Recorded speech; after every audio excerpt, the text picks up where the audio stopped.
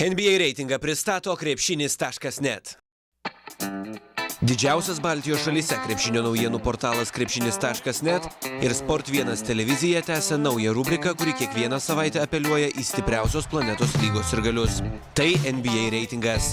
Kiekvieną pirmadienį skirstome visas 30 NBA komandų pagal jų rodomus rezultatus, atsižvelgiant į pajėgumą, tvarkaraštį, traumas ir kitus aspektus.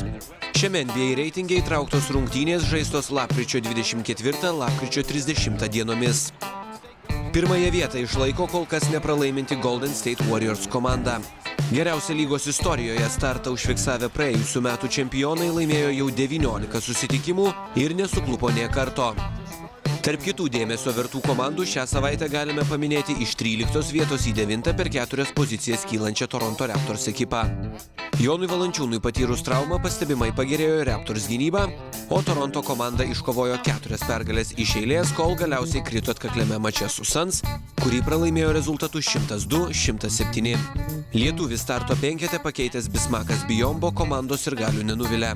Praėjusią savaitę jis 2 kart blokavo po 4 varžovų metimus, o mače su Wizards sugriebė net 16 atšokusių kamuolių. Savo poziciją sutvirtino ir Houstono komanda pakilusi net per 9 vietas, iš 28 į 19. Rockets pagaliau pradėjo laimėti, tačiau išvargtos pergalės prieš Knicks ir 76ers neturėtų pernelyg džiuginti komandos gerbėjų. Su naujuoju vyriausiuoju treneriu Houstono ekipa ir toliau demonstruoja prastą krepšinį. Ar viskas pasikeis į rikiuotę sugrįžus Donatui Motiejūnui, galime sužinoti jau šią savaitę. 10 pozicijų praranda Knicks ekipa, dabar reitinge užimanti vos 20 vietą. Staigiai šoktelėjusių New Yorko komanda taip pat staigiai ir smigo. 4 pergalės iš eilės pakeitė 4 nesėkmės praėjusią savaitę.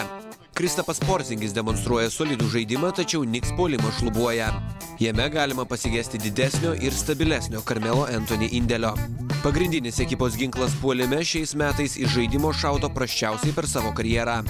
Vos kiek daugiau nei 41% taiklumu. Iš 9 vietos į 18 krenta Washingtono Wizards. Kurį laiką komanda pasiekdavo pergalės net be Bradley Bealo. Galėjo atrodyti, kad jį žaidžia virš savo galimybių ribų. Tačiau krepšininkui sugrįžus į rikiuotę tapo panašu, kad esama rimtesnių problemų. 4 iš eilės pralaimėjimai, iš kurių 3 beviltiški, gerokai išklibino komandos stratego Randy Wittmano kėdę.